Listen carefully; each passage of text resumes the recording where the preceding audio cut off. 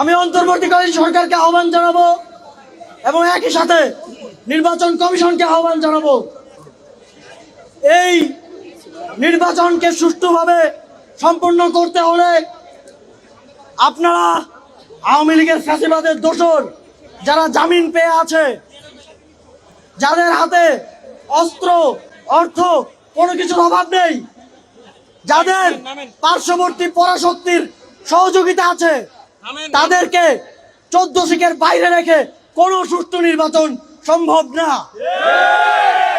যদি আপনাদের সুষ্ঠু নির্বাচন আয়োজন করার সদিচ্ছা থাকে তাহলে অবশ্যই এসব সন্ত্রাসীদের, আওয়ামী লীগের যতজন জামিন পেয়েছে হত্যা মামলার সকল সন্ত্রাসীদের চিহ্নিত করে করে আবার 14 সিকের ভিতরে পড়তে হবে।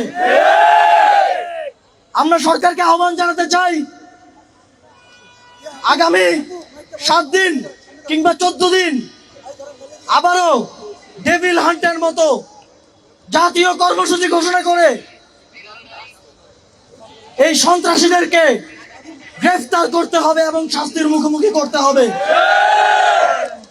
এবং আমাদের হাদি ভাইয়ের উপরে যে গুলি করেছে তাদেরকে অবশ্যই 24 ঘন্টার মধ্যে চিহ্নিত করে এই ষড়যন্ত্রের নীল নকশা সবার সামনে উন্মোচিত করতে হবে।